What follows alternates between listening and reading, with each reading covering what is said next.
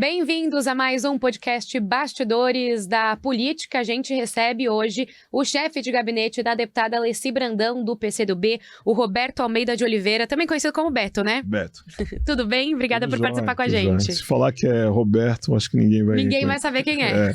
Beto da Alessi, apesar do pessoal da família falar, não é só da Alessi. Da gente mas também. É Beto. Bom, Beto, vamos lá. Então, como é que você começou aqui na profissão? Como é que veio parar aqui na Alesp? Olha, é Alessi, né? Alessi é uma figura, um ser divino. Eu trabalhava na Secretaria da Justiça e Defesa da Cidadania do Governo do Estado de São Paulo. Eu já vinha há uns 8, 9 anos trabalhando na Secretaria, isso por volta de 2009, e eu coordenava lá um fórum interreligioso. Mas eu sempre fui comunista. Sempre fui filiado ao Partido Comunista do Brasil. Eu era o comunista para os tucanos eu era um comunista, e para os comunistas eu era meio tucano, porque eu trabalhava na assessoria lá do secretário na época da Justiça. E muitos amigos do partido me convidou porque eu coordenava lá o Fórum Interreligioso por uma Cultura de Paz, que tinha relações com várias religiosidades do Estado. E a Alessi tem essa coisa com a religiosidade, tem essa coisa de defesa aos povos tradicionais, etc. E o pessoal do partido, não, chama o Beto para ver se ele pode nos orientar. E eu participei de uma conversa, e da conversa o pessoal, você podia ficar aqui na campanha? Eu falei, meu irmão, eu tô trabalhando, e aí, porra. E aí eles me chamaram para participar de um evento na Vila do Samba. Essa história a Alessi pode contar depois. É na Vila do Samba. Vamos recebê-la aqui também para contar. Eu fui na Vila do Samba, é um bar maravilhoso de samba, hashtag fica a dica já, para quem não conhece, a Vila do Samba, e teve um encontro com comunidades de samba. Eu também coordenava um projeto no centro de São Paulo, que reunia 5, 6 mil pessoas, que era o Rua do Samba Paulista. Um projeto que encontrava todo mês sambistas de São Paulo. E fui lá representando, à noite e tal, tranquilo, fora do horário, fui representando as comunidades e teve esse bate-papo com o Alessi Brandão. E na conversa lá, no bate-papo, eu até brinquei, porque eu falei, pô, eu não vou falar, porque se eu for falar, eu tava o seu Jamil Murad, que foi deputado aqui, eu falei, se eu falar, eu vou acabar me comprometendo. Então fiquei ali meio de bastidores. Quando eu tava saindo, o Jamil, não, eu tô vendo que o Beto tá aí, eu gostaria que o Beto fizesse uma fala. Eu falei, me ferrei. Pegou ali. Eu falei, não, porra, dona Alessi, pô, e ela tinha feito uma fala maravilhosa. Falar depois da Alessi não deve ser fácil. Porra, eu quero agradecer, parabenizar isso, e vou dizer mais. Vou te ajudar na campanha. E saí, fui embora. No outro dia, eu tava na secretaria, me ligou Alessi Brandão. Na época ainda já tinha celular. Em 2010 já tinha celular já. Ligou, olha, a assessoria dela, que era o Juliano, que trabalha com a gente aí, falou, seu Roberto, a dona Alessi quer falar com você. E eu falei, como, meu filho, você falou umas coisas, eu queria te ouvir melhor, porque eu tô aqui, pá.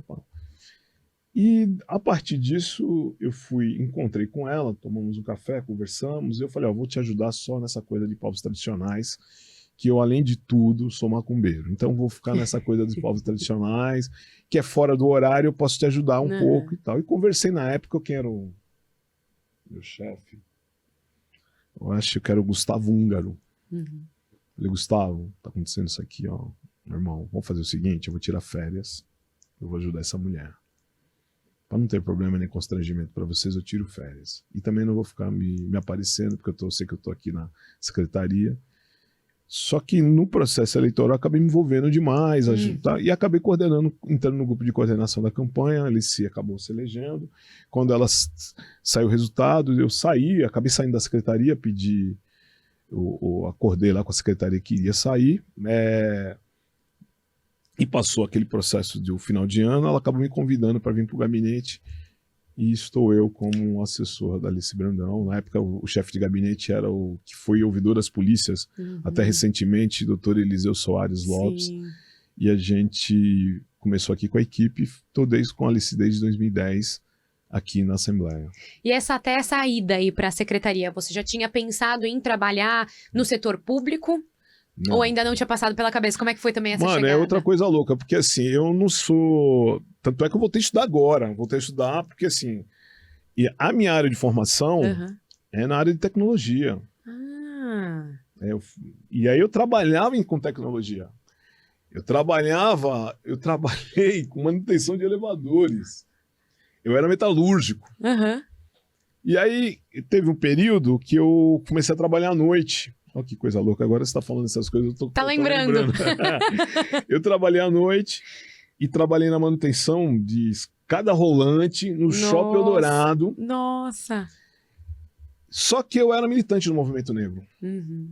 Essas coisas, tudo quem dava amarração era a minha militância no movimento negro, uma entidade que ainda faço parte, que é a Negro, União de Negros pela Igualdade. E aí, nessa conversa do diálogo do movimento negro com o Estado, provocou, na época, o governo do Estado, que na época era o senhor, hoje camarada Geraldo Alckmin, que devia ter mais negros na assessoria. E a Secretaria da Justiça, o secretário Luiz Vismona, eu estou citando esses nomes porque eu posso citar, Não, é coisa público, boa. não E tem é nem. coisa- É, isso. e é público, tava lá na época mesmo. chamou o Conselho da Comunidade Negra e falou: olha, vê alguém para ajudar a gente na assessoria especial que trabalha com o programa de direitos humanos. Uhum. E nessa o pessoal me convidou para que eu participasse da seleção e tal, essas coisas todas. Eu lembro que foi até um dia que a Educafro ocupou a Secretaria da Justiça. E participei da seleção, fui convidado. Ó que louco. O período que eu fui convidado foi o período que o Covas estava falecendo. Estava internado, faleceu. Tanto é que eu fiquei quase um ano para ser nomeado. Nossa. Eu fiquei trabalhando lá quase como apoio lá, um estágio, alguma coisa parecida. Não lembro aqui direto. Então, só que eu trabalhava à noite lá na manutenção e saía à noite e ia para a Secretaria da Justiça. Nossa. Não, eu ia para casa e à tarde ficava na Secretaria da Justiça até à noite. Fiquei um ano e meio assim. Nossa. Aí, porra, eu lembro que o Vismona, caraca, Beto, mesmo que eu quisesse te mandar embora, agora eu não posso mais, porque você ficou aqui. Aí me chamou, acabou me contratando. Também coincidiu que a empresa me mandou embora. Fizemos um arranjo, essas coisas todas. E aí eu comecei na Secretaria da Justiça. Na Secretaria da Justiça, eu atuei junto à coordenação do Programa Estadual de Direitos Humanos, na época, e que tinha uma assessoria especial para isso, que era Assessoria de Defesa da Cidadania. Saiu muita gente boa de lá, muita gente boa. E fiquei lá por uns 8 anos. Nesse tempo que eu fiquei, aí você acaba atuando em várias áreas, né? Uhum.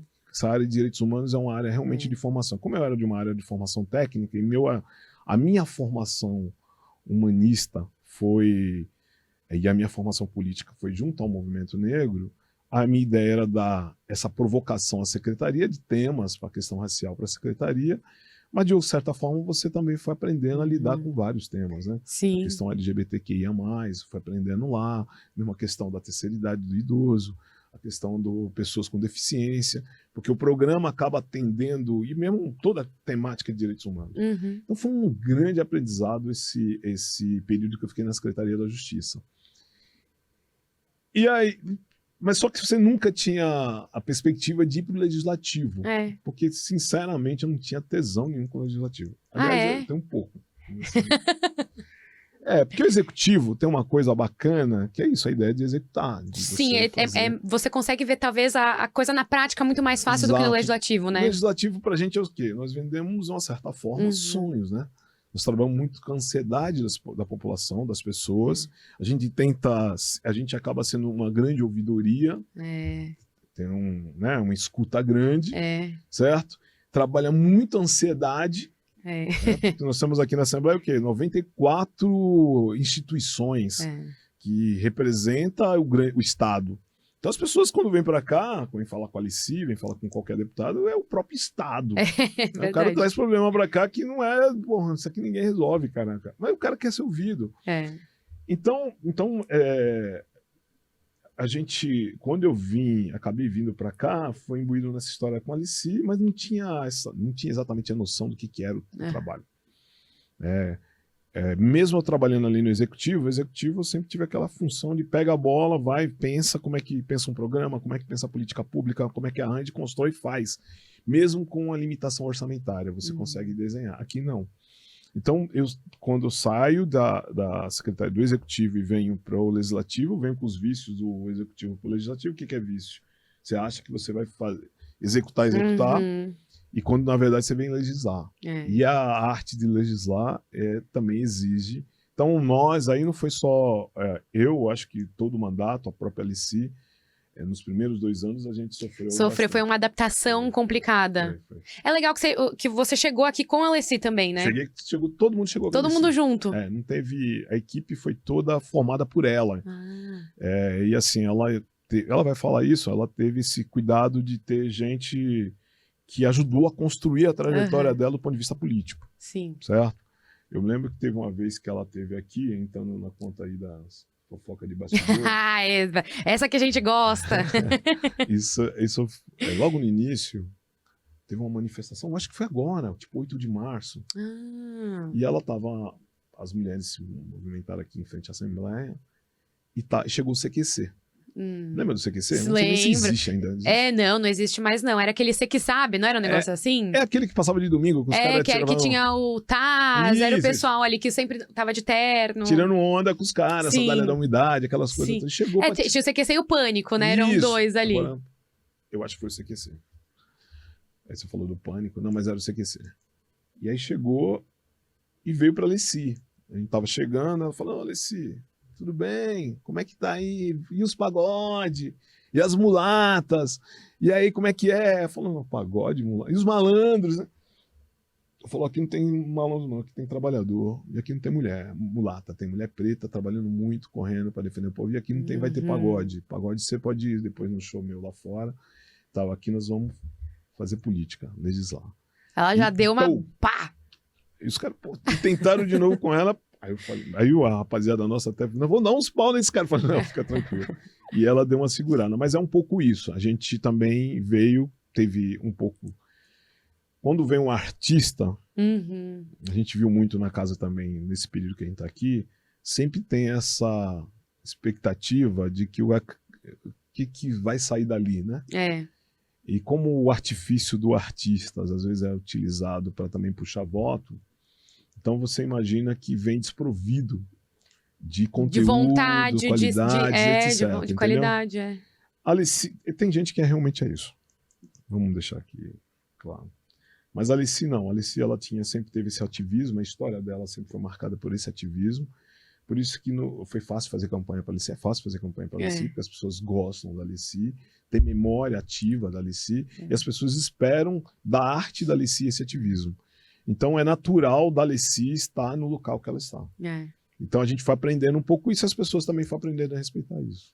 Bom, eu quero entrar mais nessa questão, mas você trouxe nessa resposta uma outra... Não, tá maravilhoso, porque tem vários ganchos aqui pra gente tirar, mas eu queria até pular aqui umas questões, depois voltar nelas, mas pra falar sobre o trabalho na Secretaria de Justiça, né? Tá, voltar lá. Para dar uma analisada, né? Você trabalhou muito, como você contou aqui pra gente, com as políticas afirmativas, aí foi muito com essa questão de afrodescendentes, mas acabou ali trabalhando um pouco com tudo, já que era um programa, né, de direitos humanos.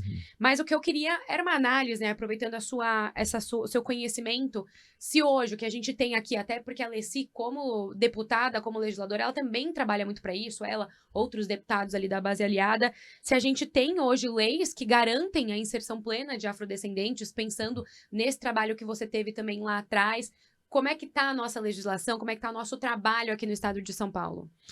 É insuficiente. Eu acho que o trabalho, primeiro recuperando o trabalho na secretaria, foi importante, e eu acho que um bom resultado da secretaria foi que a secretaria, na época, o secretário teve 2 secretários negros, foram impactantes, Ed Silva Júnior e Eunice Aparecida de Jesus Prudente, que hoje está secretária da Justiça da Prefeitura de São Paulo. Eu acho que teve do ponto de vista simbólico, já foi importante um rompimento cerimonial de algumas questões, a percepção do que é ter negro em cargos de referência. Mas teve também um conjunto de programas que foram aprovados na época, foram apresentados. Posso destacar aqui que é o Programa de Ações Afirmativas para afrodescendentes, que Alexandre de Moraes provocou. Um dos resultados desse programa, por exemplo, posso depositar ele, ninguém deposita, mas eu deposito, foi mesmo o debate sobre a inserção do negro nas universidades públicas paulistas. O movimento social, evidentemente, é o protagonista, não é algo que foi dado, foi algo que o movimento social foi para cima atrás. E tal, mas o Alexandre também teve a capacidade de ajudar a construir isso. Então, a experiência da Unicamp, que era a pontuação acrescida na época, mesmo a provocação à Universidade de São Paulo, ou à Unesp, que tem um programa hoje bem-sucedido, aquele período foi a gestão disso tudo, estação disso tudo. E teve também um programa que foi construído muito antes do Alexandre, mas o Alexandre também ganhou um espaço afirmativo, que foi um programa de atenção às populações quilombolas do estado de São Paulo. Mas o Edio e a Eunice Prudente conseguiram dar um status e dar qualidade à política de ações afirmativas no estado de São Paulo diferenciado. Eu acho que um dos resultados importantes, não foi nenhum deles que deu, foi o José Marrei, o Antônio Marrei. Se eu errar o nome do secretário, me perdoe. O Marrei, ele criou a coordenação de políticas para a população negra e indígena no estado de São Paulo, e essa coordenação existe até hoje na Secretaria da Justiça, e é uma coordenação que, apesar de ainda estruturalmente, do nosso ponto de vista, estar insuficiente, carece de estruturação para ter um atendimento adequado, mas é a coordenação que, de uma certa forma, faz essa articulação de políticas públicas do governo do estado de São Paulo para a população negra. É suficiente? Não, não é suficiente. Há uma ausência total, basta ver os números que nós temos na segurança pública. A ação da segurança pública tem sido, eu ia usar um termo mais duro, tem sido violenta, extremamente violenta, letal no trato à população negra, certo? As pessoas negras têm sido mortas sob a ação da polícia militar. As pessoas negras têm medo da polícia militar, certo? Então, assim, o papel da polícia militar tem corroborado para o racismo estrutural. Para além disso, nós ainda tem ações na saúde, tem ações no acesso à justiça, tem ações na educação, tem ações na própria cultura que necessita de um olhar afirmativo para a gente fazer a reversão do racismo estrutural e criar uma política de promoção da igualdade racial. Então nós estamos ainda buscando o combate ao racismo para depois a gente buscar a promoção da igualdade, certo? A Assembleia Legislativa tem se esforçado, a Alici lançou até um compilado de todos os projetos de todos os deputados. Tem um problema na Assembleia. A Assembleia ela tem uma dificuldade de passar projetos de lei que tem um nível de complexidade que, de fato, vai alterar com qualidade a vida das pessoas, da população, em especial dessa população que carece de uma ação, um olhar cuidadoso, afirmativo. A população negra, a população indígena, mulheres. Então tem dificuldade. Quer dizer, passou uma série de projetos da Alici, inclusive, né? Eu posso citar aqui, tem um sobre o enfrentamento à discriminação racial, tem projetos que atuam na área de segmentos específicos que dialogam com a questão da população negra, mas a gente acaba não tocando de fundo naquilo que realmente precisa ser tratado, né? São projetos, de certa forma, um pouquinho mais superficiais que conseguem avançar melhor. Contribui, certo? Mas você não ataca tão ali a fundo. Então, por exemplo, um programa estadual, um estatuto de igualdade racial, certo? Ou um programa de políticas públicas para atenção da população negra, um conjunto de leis, que seria a ideia do estatuto, que possa atender por área a essa população. Um fundo, tem um projeto de fundo, que você tem uma coordenação de políticas de atenção à população negra, você tem um conselho estadual de desenvolvimento da população, de participação e desenvolvimento da população negra, mas não tem recurso, certo? E não dá para esperar que o gestor de plantão faça isso. Então, é isso que a gente veio vivendo. Então, a gente fica ali na disposição do gestor de plantão se vai tem sensibilidade ou não para o tema, certo? Então, você não consegue construir um projeto no estado de São Paulo de superação do racismo, certo? A Assembleia pode contribuir mais, mas do nosso ponto de vista, a gente ainda patina nos projetos que exigem essa ação mais qualitativa. Bom, voltando então para aquela questão lá da Alessi, porque foram muitas que acabaram surgindo, né, desse trabalho mesmo. Então, primeiro, queria saber como é que são as atividades lá no gabinete, porque a gente tem conversado com vários chefes, com vários assessores, e é muito interessante ver como, de fato, cada gabinete tem ali um funcionamento próprio, né? Como ele se organiza de uma forma específica ali, com o que faz mais sentido para cada deputado. Então, como que é lá no gabinete da Alessi? Bom, o mandato da Alessi, eu costumo dizer que é um mandato coletivo. Uhum. Eu acho que, em tese, os mandatos de esquerda são coletivos.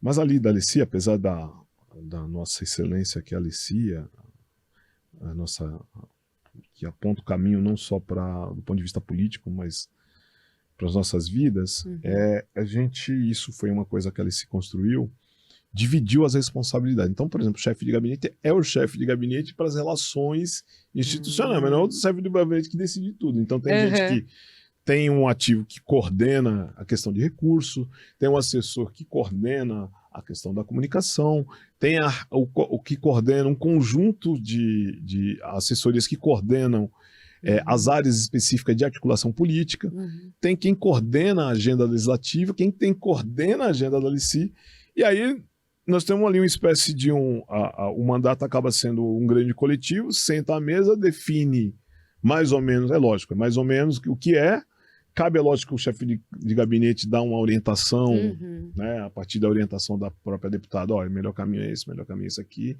e fazer essa articulação e amarração, mas as decisões, em tese, ali são bem coletivas. Né? E a Alessi, a gente, porque assim, como é artista, e uma artista em extrema atividade, Sim.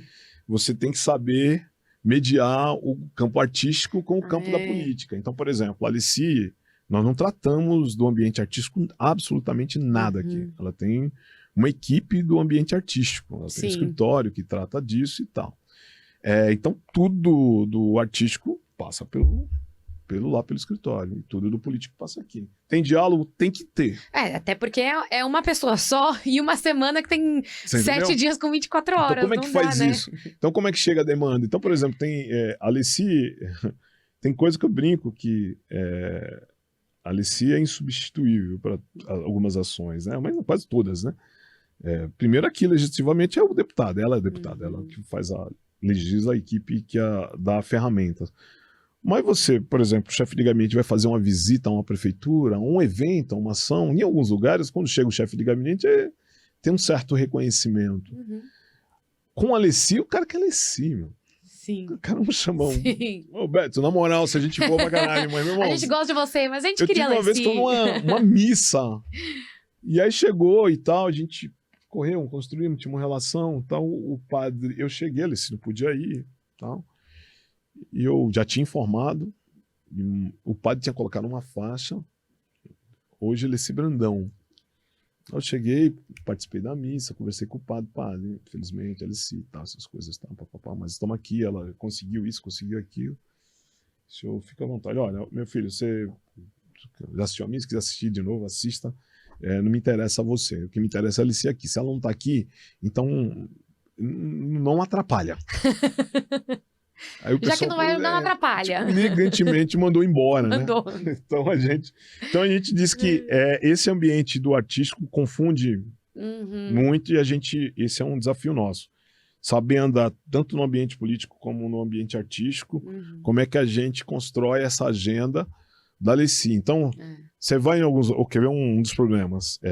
Uma das coisas que a gente acordou é o seguinte: a Alessi, na agenda política, não canta. Ah, legal.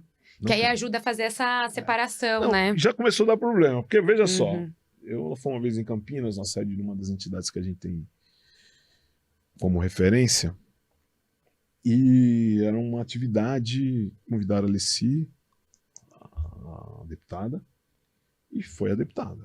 Chegou lá, uma atividade massa, não vou dizer qual é o espaço, era a Fazenda Roseira, do João Godito Ribeiro. Era a Feijoada das Marias, que vai ter agora em março. Maravilhosa. Chegamos e tal, todo mundo, a Alice chegou, comoção. Sim. Aí vai pro palco, né, fazer uma fala, então, fez uma fala, e aí a massa canta, Pedindo pra canta. cantar. Ela falou, não vou cantar, meu chefe do gabinete tá aqui, disse que não é pra mim cantar, eu não vou cantar. Ali eu já tava sendo preparado pra morte. Né? Já tava preparado pros tomates. Aí o artista sempre quer cantar. Vou Isso cantar que eu ia samba. perguntar, se ela se segue. Ela diz que não, mas ela sempre quer, a gente só segura. Uhum. Agora ela tá segurando mais. E ela cantou uns 3 sambas. Nossa. Ela tinha uma banda, os caras já meteram, já cantaram os 3 sambas, a massa foi o delírio, foi louco. E hoje tem essa porra aqui do celular. Todo mundo filmou. Chegou no domingo, isso foi um sábado, no domingo, o empresário me liga, aqui ó, aí mandou os vídeos. Obrigado. O que foi? Ela tinha 2 shows em Campinas, os empresários cancelaram porque ela tava fazendo show de graça lá. E vocês levaram pra fazer show de graça na Rosana. Não, foi de graça, cantou 2, 3 sambas. Pois é. E aí a gente sentou com ela, ó, isso é um problema, conversamos de novo todo mundo, pessoal, cantar. Realmente não pode. Porque tem um problema com o negócio que gira, que alimenta a banda, que alimenta toda outra cadeia lá produtiva. Então a gente começou a trabalhar um pouco mais isso e tem se esforçado nisso. É difícil. Eu imagino. Imagina pra ela, né? É o que eu ia falar, é que você mesmo falou, né? O cantor, o artista, ele quer fazer aquilo lá. Eu já teve situações de ela virar, não posso mesmo. Não posso, jura que não? Pelo amor de Deus, não canta. E tal, faz aonde. E aí, sem contar a tensão que a gente coloca nas letras. Se pedir pra cantar... Olha, Mas é difícil, teve várias situações, teve algumas muito bacanas, tem coisa que você até fala, pelo amor de Deus, canta, até eu quero que ela cante. E tem outras que não deu pra cantar, não. É lógico que se não fosse essa confusão que pode dar com relação ao artístico e tal, por mim, eu deixaria ela se cantando todos. Sempre. Porque... Colocaria aqui pra cantar também na Alesp. Pronto. Por exemplo, um sonho da Alice é vir cantar aqui. Nossa, seria muito legal. Um dos desafios que ela deu pra gente, olha, Alice tem que fazer um show, eu quero fazer um show pros servidores da Alesp. Se vira, vocês vão ter que dar um jeito nisso aí. E a gente tem que inventar, nós vamos... Esse ano eu não sei se... Vamos ver. Isso que eu ia perguntar, se tem alguma data, a gente já quer saber. Nós vamos vamos ver. Vamos seguindo, então. Eu já tô falando demais. Bom, pelo que você conta um pouco dela, ela parece uma pessoa que dá muito espaço, né, pra todo mundo que trabalha com ela no gabinete, pra apresentar as ideias. Não, isso dá. Como que é, então, a Alessi deputada, como é que é trabalhar com ela no dia a dia? Quem teve contato com ela aqui, primeiro, é isso. A Alessi é uma fofa. Todo mundo fala. Ela tem uma capacidade de reconhecer o trabalho da equipe que poucos têm. Ela sempre diz isso. Eu quero agradecer a minha equipe. São poucos que fazem isso. Ela liga agradecendo todos os dias para a equipe. Mas a Alessi também, hoje um pouco menos, mas ela também é um vulcão, né? Quando esse vulcão explode, e tem período que explode com uma certa facilidade. Ixi. Tinha um deputado chamado grande amigo Adriano Diogo, que na época era na Comissão de Direitos Humanos, e aí as pessoas falavam com ela, falando, mas ninguém me falou, eu não tô sabendo de nada. E saía da comissão, e toda a reunião, após a comissão, ela chamava a equipe para fazer uma reunião, e era aquela, batia. Brigava. Eu me lembro que tinha deputado, o Adriano, encontrei ele esses dias, e falou, Beto, eu amo a Alice, mas às vezes eu tenho medo dela. Eu já vi ela dando bronca em vocês. Ela é brava, que ela deposita uma parte na explosão que o santo dela dá, que é Ogum, que é guerreiro. Ela é brava, mas ela é brava, assim, ela é exigente. Sim. E ela tem uma coisa, um compromisso com a coisa pública, um senso de responsabilidade que é impressionante. Então, assim, o que ela costuma dizer? Olha, não também é resposta, mas tem que dar resposta. As pessoas não podem vir para cá, as pessoas não podem ter contato com o mandato, as pessoas não podem... E não ter minimamente uma acolhida e não ter resposta. Então, isso eu exijo da equipe, que tenha essa acolhida e resposta. E buscar a melhor resposta possível. Né? Porque nós estamos trabalhando com o sonho das pessoas. Outra coisa que ela falou para mim que sempre marcou o nosso trabalho foi o seguinte, olha, eu passei minha vida toda cantando para as pessoas. Então as pessoas vão ao meu encontro e quando eu vou falar, as pessoas esperam que eu leve um pouco de alegria, alívio para dor, entendeu? Que casou ouvindo minhas músicas, etc. Na política não. Na política às vezes eu falo... tem gente que fica com raiva, tem gente que não gosta, eu não tô acostumado muito com isso. A minha formação foi de sempre levar alegria para as pessoas. E na política, como eu não posso cantar, eu tenho que levar alegria pela política. Uhum. E eu sei que nem sempre é possível. Então eu fico, às vezes, frustrado. E aí a gente brinca lá no gabinete o seguinte, ó, nós temos que deixar, o poeta tem que ficar sempre inspirado para fazer poesia e levar poesia para as pessoas. Então nós vamos fazer isso com a Alessi. Então a gente sempre busca, fala, pessoal, tem coisa ruim, trata comigo. Deixa ela só com as coisas boas. Vamos ver aqui, peneira e sempre mostrar o lado positivo da vida também para ela ter inspiração, né? Bom, tem muitas pautas, né, que você também, que são pautas importantes para você e para Alessi, muitas aí em concordância. Então, tem a questão de combate ao racismo, tem a atuação em políticas afirmativas, como a gente já falou, também ações em prol da comunidade quilombola e agora a parte cultural, que você começou a contar pra gente, que é a parte do samba, que você também tem muito conhecimento, organizou o Circuito Comunidades de Samba. Então, eu queria que você contasse um pouquinho mais pra gente sobre essa iniciativa. Tá, vou falar, mas deixa eu dizer uma coisa. O mandato da Alessi, por conta desse, às vezes, de um certo ativismo que que a assessoria tem, eu tenho, outros a assessoria tem, parece que acaba tendo como foco exclusivamente a questão racial. O mandato da Alessi é um guarda-chuva, a gente costuma dizer que é um guarda-chuva. Eu acho que o fato dela estar ouvidora aí hoje, eu acho que a Alessi é a pessoa que tem que ser ouvidora da Assembleia. Ela é uma referência por conta disso, porque a gente acolhe de tudo. Se você for olhar os projetos da Alessi, você tem projeto de doulas, você tem projetos que tratam de mobilidade urbana, você tem projeto que trata da saúde, você tem projeto que trata de várias categorias esteticistas, que são os trabalhadores do Correios, metroviários, você tem trabalhadores de água e esgoto, você tem... Então, o projeto, uma das capacidades que o mandato tem é de ser um mandato acolhedor de pautas que muitos mandatos ou outras esferas públicas têm dificuldade de acolher, certo? É evidente que a questão racial, até pelo conta da trajetória de onde ela veio, vem com mais força. Mas mesmo a questão racial tem essa diversidade, certo? Agora, a gente sempre achou que o samba é algo que a Alessi sempre tem que prestar conta mesmo. Porque ela veio do samba, do universo, apesar de muitas vezes o universo do samba não necessariamente estar todo fechado com a Alessi. A Alessi não tem as escolas de samba, aspas, né? Mas o ambiente do samba, a respeito pede benção para a Alessi como madrinha. Então a gente sempre acha que a gente tem que buscar apontar ou ser protagonista, mesmo ao lado de outros, para essa questão da cultura do samba. Esse projeto aí foi um projeto do Circuito de Rodas e Comunidade de Samba de São Paulo. Na verdade, não é um projeto nosso, foi um projeto de comunidades de rodas de samba de São Paulo. Aqui em São Paulo, hoje, nós temos cerca de 100 rodas de samba que acontecem para além das escolas de samba, para além de bares, para além de casas de show. Então, não estou nem colocando isso na conta. É isso que eu ia perguntar, porque tem muitos exemplo, bares que hoje em dia tem rodas, né? Já viu falar do samba da vela? Sim. Você já viu falar do samba da laje? Você tem o samba de Jorge. São sambas que às vezes acontecem na rua. Sim. São comunidades que se organizam e vão acontecendo. E sempre tiveram a Alessi como referência. Ou vários sambistas, mas a Alessi sempre foi uma referência muito antes da Alessi estar na Assembleia.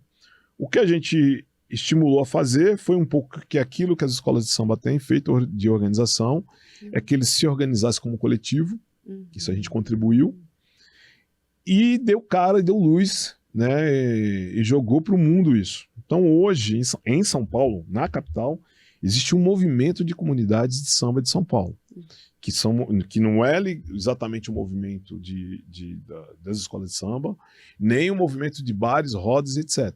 São comunidades que se organizam, que desenvolvem atividades e projetos e ações sociais culturais, e hoje, inclusive, eles têm lá, conseguiram uma vitória de ter recurso no orçamento para isso, que tem um circuito próprio, é reconhecido aqui pela prefeitura, eles conseguiram fazer esse reconhecimento para a prefeitura, inclusive como circuito de turismo, e a gente tem levado isso também para o estado. Então tem essa experiência da capital que a gente conseguiu contribuir, estamos olhando para o estado e tem dialogado com o executivo estadual para olhar com isso de forma afirmativa. Então é olhar não só as suas experiências como espaço de entretenimento, cultura, lazer, mas também o espaço de turismo, o espaço de resgate de tradições, espaço como de estímulo à sua economia criativa, que cada comunidade dessa tem comunidade que reúne 5, 6 mil pessoas, né? Tem gente que vem de fora para assistir rodas como o que acontece aqui em São Paulo. Então são experiências positivas que São Paulo vem desenvolvendo, uma tecnologia de São Paulo. Rio de Janeiro tem isso e aprendeu muito também com São Paulo do ponto de vista da organização. Então essa troca eu acho que vale a pena conhecer. Virou um guia, nós temos um guia, tá lá na... Não trouxe, né? Tá lá na história lá da Alici. Esse ano nós vamos tentar lançar um novo guia atualizando isso, com apoio da Secretaria de Estado da Cultura. E a gente quer, a ideia é estimular isso, nosso desafio é que o Estado reconheça isso não só como uma experiência pontual, mas também para dentro dos recursos públicos possíveis de ação do Estado, ter dinheiro para ajudar essas comunidades a desenvolver seus trabalhos. Bom, vamos para a última questão aqui, que também, quando você mandou para a gente a sua biografia e tal, tinha ali também uma das questões que você colocou para a gente, que você sublinhou bastante, era a sua relação com o candomblé, que também tem sido aí também um tema muito debatido aqui na Alesp, não só por questões trazidas pela própria deputada Alessi, mas também por outros deputados, essa importância de combater a intolerância religiosa, de valorizar as religiões de matriz africana. Então, queria saber como é que vocês discutem ali no gabinete, qual que é a sua relação com a religião e, enfim, quais são os desafios daqui para frente. Tá. Bom, eu estou iniciado no candomblé, sou de uma tradição do candomblé que é chamado de Jeje Nagô, que qual a diferença, né? O candomblé ele tem 3 nações, tem a nação Jeje, Angola e Queto. Queto cultua o orixá, que é o que mais famoso. Angola cultua uma entidade chamada Nkice. E a nossa cultua uma entidade chamada Vodum, né? Similarmente, elas têm essa mesma coisa. Então, a ideia de Ogum, a ideia de Exu, a ideia de Oxóssi, que é meu santo, de Iemanjá, de Oxalá, né? Tem essas entidades, têm essas representações, né, e são cultuadas a partir de suas especificidades, cada um dentro da sua linha. Eu sou do Candomblé Jeje, sou de uma comunidade de Candomblé do interior de São Paulo, município de Araras, que é a única comunidade que está dentro de um assentamento rural. A Yalorixá foi liderança do MST, e a área da década de 70, 80 que eles conseguiram acessar é uma área que era da FEPASA, e essa área virou o projeto especial do assentamento, foi um projeto de uma comunidade tradicional autossustentável. Então esse é o esforço lá. Então sou dessa comunidade, quando a Alici me convidou eu estava nessa comunidade, e a Alici também tem essa relação com a religiosidade, isso não precisa ser dito, ela expressa isso, é a maior referência, né, das tradições. Então uma das coisas que ela pediu, que ela pudesse ser, como ela diz, uma espécie de espada para algum na luta, na defesa dos povos tradicionais de terreiro. Então ela tem se esforçado, o mandato, em dar ferramenta, ou instrumentalizar, ou ser, muitas vezes nós tivemos momentos que, a maioria dos momentos é mais de defesa, dar aos povos e tradições de matriz africana, né, em especial o candomblé. Mas também nós temos uma relação muito intensa com a Umbanda, né, que é a religião afro-brasileira. Então as festas de Iemanjá, que tem na Praia Grande, as festas de Iemanjá, tem a lei da Alessi que reconhece o dia 2 de fevereiro como dia de Iemanjá, nós temos aí dia de Ogum, que agora em abril.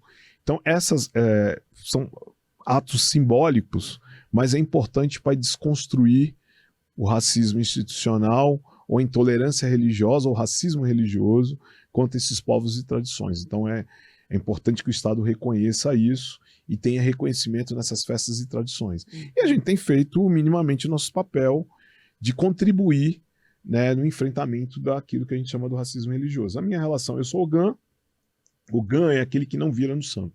Eu não viro um santo, mas o Ogã é aquele que que cuida e zela pelo santo e pelo candomblé, pela casa, pela comunidade, em todas as suas tarefas. É aquele que cuida desde o atabaque, ao que cuida da alimentação, é o que cuida da estrutura da casa. Então, meu papel é esse dentro da minha comunidade, dentro da minha tradição. E nós temos ali, nem todo mundo do mandato do candomblé, tem gente de outras religiosidades, mas a maioria, evidentemente, tem uma relação a relação de respeito é tão intensa pra gente que acaba virando aquilo que a gente tem em casa. Porque eu sempre brinco com essa coisa do racismo religioso. Quando você chega em casa, você vai na sua família, às vezes tem evangélico, tem católico, você tem gente que é espírita, tem gente que é... E ali na mesa, na hora de pedir bênção pra mãe, certo? Ô mãe, benção, bom dia, tio, tal, essas coisas todas, as coisas funcionam, né? Então eu acho que a gente o nosso exercício é levar essa experiência que tem dentro de casa para o Estado, para as instituições e para a sociedade compreender que a gente vive essa coisa da tolerância, do respeito nosso cotidiano. Então esse discurso do ódio a gente tem que enfrentar porque é um discurso inventado, né? É lógico que as tradições, o candomblé e a umbanda, ela tem tido ataque preferencial no longo da história e o racismo se manifesta radicalmente contra elas. Mas eu acho que a gente consegue, é possível a gente se despir do preconceito e enfrentar o racismo coletivamente. Por exemplo, todo mundo gosta de pular 7 ondas, né? Nem sabe exatamente por que, mas pula.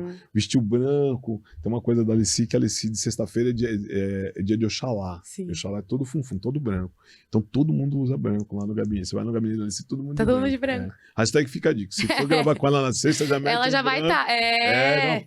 Já vai preparado para organizar. A gente já prepara aqui a câmera para bater o branco certinho. É isso. Então, eu acho que a gente tem essas relações, a gente convive com isso.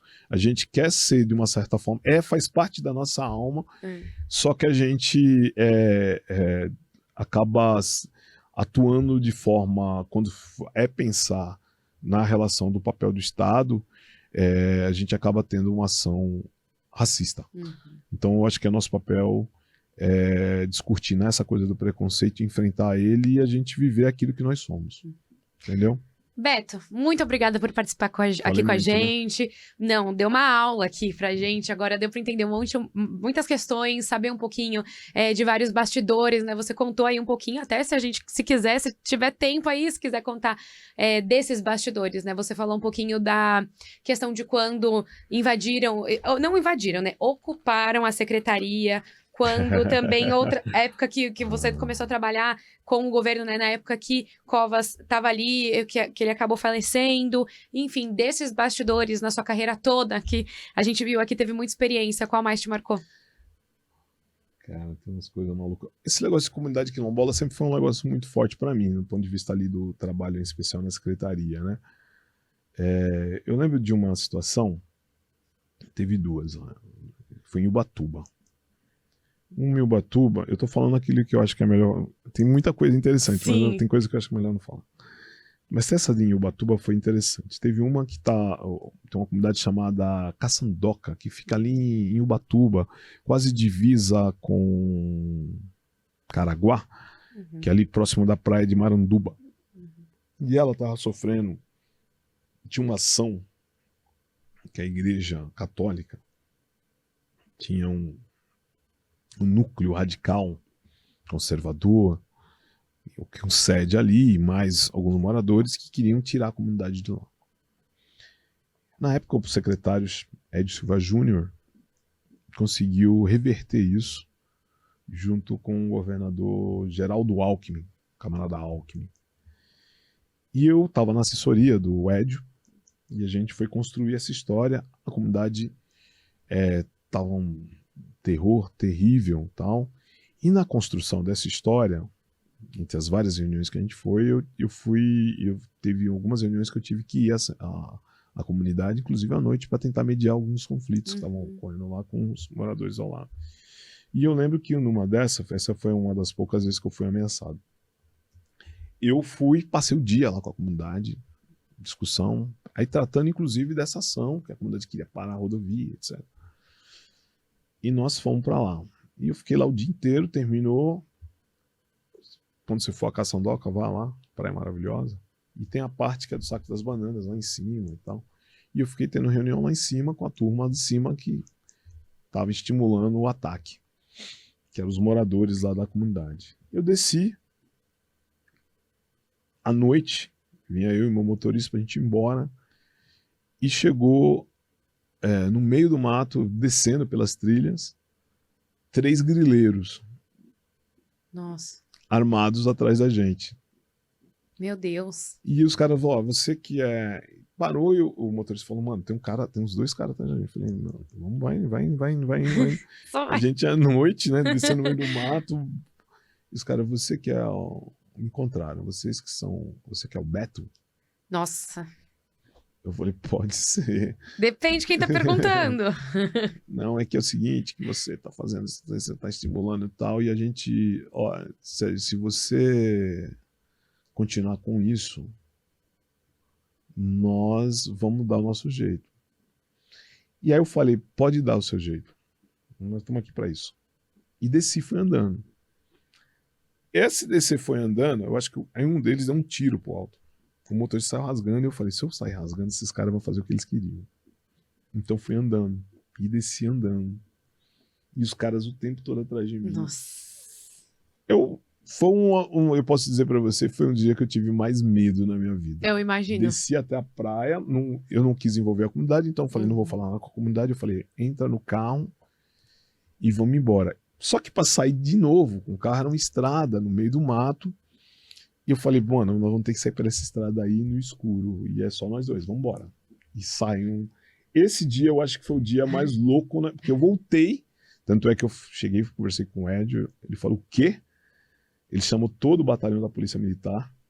No outro dia desceu lá. Meu Deus. E aí a gente até não dá pra constranger lá a comunidade, porque você não tá lá, né? Então, falei, a gente faz essa onda, esse circo agora e depois... Esse foi um dia que eu tive medo. E outro também, em Ubatuba, já que é para ficar ali em Ubatuba, foi um encontro nacional de comunidades quilombolas. E eu me lembro que a ministra da Igualdade Racial, a primeira ministra, era Matilde Ribeiro. E ela viria para lá e estavam aguardando o Lula. E a gente lá no encontro... Não, o Estado não tinha ajudado muita coisa. Eles iam ficar num hotel, que eu esqueci o nome. Eu queria colocar o nome do hotel, eu esqueci o nome do infeliz. Todas as comunidades iam ficar num hotel, beirando a pista lá em Ubatuba. E a gente ficou ali aguardando as comunidades chegar. E me veio o cara o gerente do hotel veio falar comigo. Você que é o Beto? Eu falei, sou. Cara, quem tá na organização desse encontro? Eu falei, eu não tô. É da Fundação Cultural Palmares, mas... O que eu posso ajudar? Não, é o seguinte, nós não vamos aceitar as comunidades aqui não, porque o cheque da Fundação Cultural Palmares não caiu. Eu falei, cara, mas isso não é comigo. Realmente não consigo te ajudar. Tal, liga pros caras, ligou e tal, liguei. Não vou. Aí mostrou, tá tudo preparado. Eu falei, tá bom, deixa eu te falar uma coisa. Você sabe quem eu sou? Eu trabalho na Secretaria da Justiça, tá? Então, meu papel aqui é mediar, tá bom? É o seguinte, vou te dar um toque. Tá vindo 4 ônibus de lideranças para cá. Dentro de meia hora, esses ônibus vão parar aqui. E eles vão fechar essa rodovia. Ah, não, pode fechar que eu não tô indo. Eu falei, para essa turma vai ser a melhor publicidade que você pode... Porque ninguém tá sabendo essa porra desse encontro. Quando o ônibus foi chegando e a galera foi descendo, e todo mundo já indo pra rodovia, e o cara... E nessa chegou... a polícia militar. Aí ele falou, eu falei com o cara lá, não vou deixar. Aí o policial militar veio falar comigo. Eu falei, cara, eu trabalho na secretaria e tal. Eu sugiro que você fique aqui na contenção. Isso não é um problema exatamente da polícia militar, nem é da secretaria, mas vai ter confusão aqui. E eu tô adorando. E começou a fechar. E a galera, a liderança, o que tá acontecendo? Eu falei, não, ninguém falou nada. Não vamos entrar, porque tem gente que veio de longe. Aí eu falei com as lideranças, olha, tem um problema aqui com o hotel, a Fundação Cultural Palmares não chegou ainda, na época, o gestor, eles estavam com um problema de fora, sei lá o que foi. e as comunidades começaram a tentar fechar lá a pista. Isso virou um inferno. O cara do hotel desesperado, veio o dono do hotel. O dono do hotel chegou de helicóptero Nossa. na história. E eu adorando. E aí na época... lembrei quem era o secretário. Não vou dizer o nome do secretário não, porque hoje ele tá no Supremo. E aí o secretário cai fora daí. Eu falei, não vou perder essa festa. Não vou perder essa festa. Cai fora daí, eu não vou perder essa festa. Eu saindo, o gerente chegou, o dono do hotel, né? O que tá acontecendo? Eu falei, essas comunidades tá assim, tá. Eu falei, eu vou te dar um toque, eu vou cair fora. Te dar um toque. Põe os caras pra dentro. Vai dar merda isso aqui. Tô indo embora. O cara me ligou, o pessoal me ligou. Ele colocou pra dentro. E aí foi bacana, eu voltei no outro dia e tal. Muita gente lá da comunidade que nunca tinha visto nem praia, gente. Tem senhoras que foi tomar banho de mar pela primeira vez na vida. Engoliu água, pensou que era água doce. Nunca tinha visto. Teve senhoras que ficaram no hotel que nunca tinham visto televisão. Porque tem comunidade de São Paulo que ainda vivem sem eletricidade. Para resumir, a Fundação Cultural Palmares não pagou. Nossa. Aí a gente teve que... Fui para Brasília, conversar com os caras, ajudamos lá. E voltei no hotel. Esse cara saiu correndo atrás de mim, pensando que eu era o responsável, queria me bater. Meu Deus! E não, virou uma onda. Aí o secretário pediu que, elegantemente, que eu não tratasse dessas questões por um período. Teve várias com esse menino que foi secretário. Mas eu não posso falar não, porque ele foi elegante, foi bom secretário. Então tá bom. Bom, Beto, eu agradeço muito aqui. Esses bastidores aí que você contou agora pra gente, já deu pra ter uma noção como a sua vida foi aí agitada, né? Como tem sido agitada, na verdade, com esse trabalho aqui. Não só aqui com a deputada, mas também com outras experiências que você teve. Eu agradeço muito por compartilhar aqui com a gente. Valeu, obrigado. Adorei a experiência. Eu acho que a gente precisa também falar um pouco dessas histórias, né? Sim. Das histórias aqui. Tem um monte de história que deve ter de assessoria, de gente que faz. Porque, na verdade, a gente vê a cena no plenário, mas não sabe o que gira em torno de tudo isso para as coisas acontecerem. Exatamente. Valeu. Bom, esse foi então o podcast Bastidores da Política de hoje. A gente recebeu o Beto, que é chefe de gabinete da deputada Alessi Brandão, do PCdoB. A gente volta no próximo episódio.